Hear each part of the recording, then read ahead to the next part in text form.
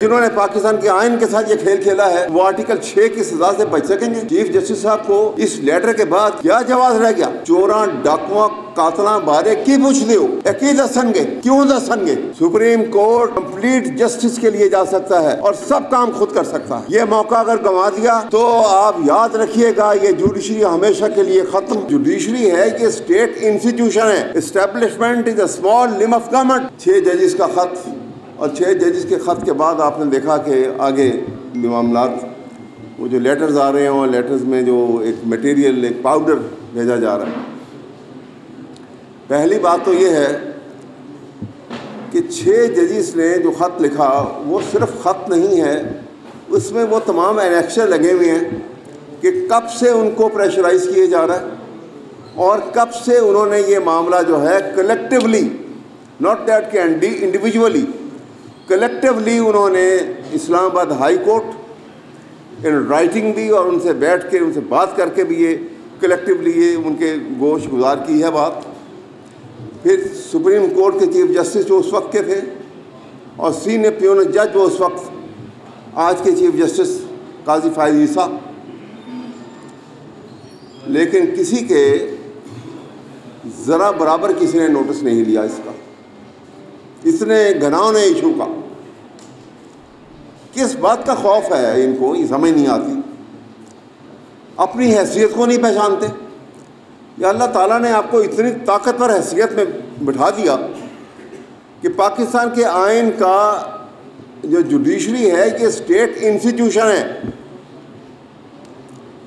मुसल्लह अफवाज जो हैं वो स्टेट इंस्टीट्यूशन नहीं है, वो एक लिम्ब ऑफ गवर्नमेंट है। Establishment is a small limb of government. Federal government का एक बहुत छोटा लिम्ब है, हिस्सा है जो कि फेडरल गवर्नमेंट के डिस्पोजल पे है। लेकिन अपनी कमजोरियों के बायस, अपनी नाअहलियों के बायस और करप्शन के बायस हमने एक लिम्ब को इतना ताकतवर बना दिया कि वो हमारे मामलात को डिसाइड कर रहे हैं। वो हमारे बैठ के बंदर बांट कर रहे हैं कि किसको कितनी सीटें देनी हैं, किसको कहाँ से हरा देना है, किसको कहाँ से जिता देना है, किसको झूठे मैंडेट के ऊपर प्राइम मिनिस्टर बना देना है और किसको झूठे मैंडेट के ऊपर एक झूठा ओथ भी दिलवा देना।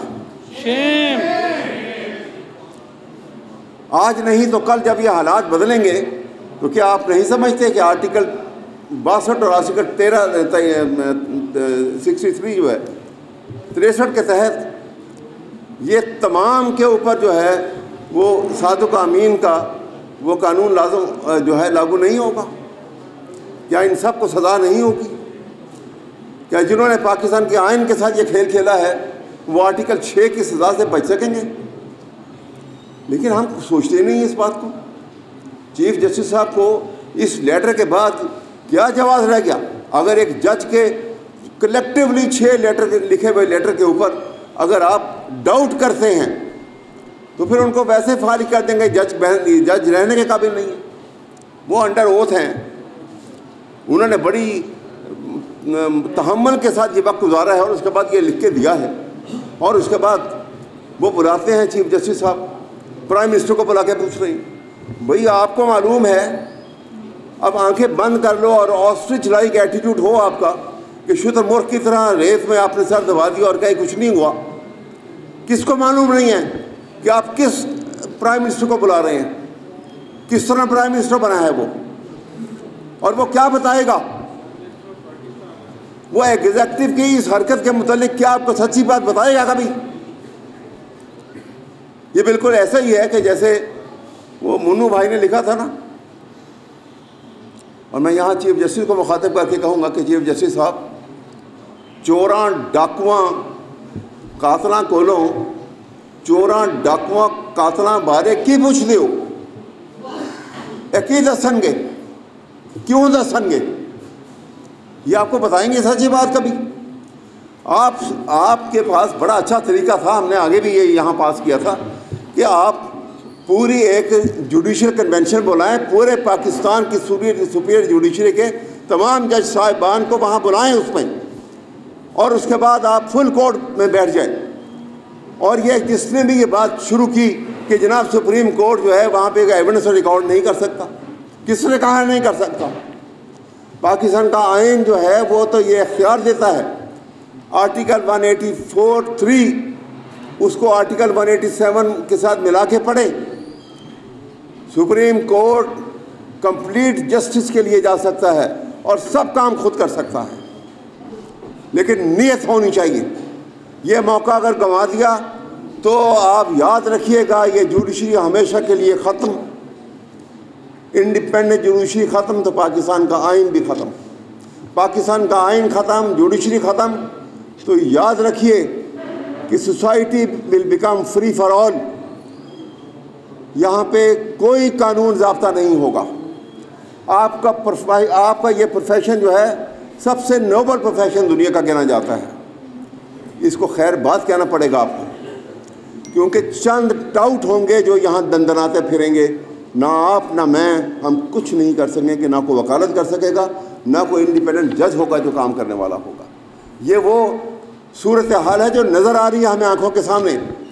इसलिए हमें जुर्रत का अगर साबित करना है और जुर्रत का सबूत देना है तो आज देना है, आज हमें कोई स्टेप लेना होगा। और मैं तो ये आपके सामने कहूँगा कि इसके लिए आप राब्ते करें बाकी सूबों के साथ भी और कलेक्टिवली स्टेप लें, बहुत बड़ा स्टेप लें। कोई लिहाज नहीं है, कोई खौफ नहीं है। ये सारी एजेंसियां, हर चीज़ जो हैं ये गवर्नमेंट के ताबे हैं। ये सब शामिल हैं ये लोग करप्शन की वारदात के अंदर। तो मैं यही आपसे गुजारिश करूंगा कि खुदा के लिए ये वक्त जो है ये अमल करने का, बड़े स्टेप लेने का वक्त है, बेखौफ हो के आगे स्टेप लेने का वक्त है। और इंस्टीट्यूशन को बचाने के लिए, पाकिस्तान के आइन की हिफाजत के लिए, ये किसी ने इस आइन की हिफाजत नहीं करनी। मैं आपको बता दूं, अगर इस आइन की हिफाजत करनी है तो पाकिस्तान के लीगल फर्टिलिटी ने करनी है। हिफाजत के लिए आपने निकलना है, हम सर पर कफन में निकलने को तैयार हैं, कोई हर्ज नहीं है। जान जाती है जाए, मुल्क बच जाए, आइन बचेगा तो मुल्क बचेगा। तो मैं आपको ये कहूँगा कि वो किसी ने कहा था कि जबर का मौसम कब आएगा, जबर का मौसम कब जाएगा,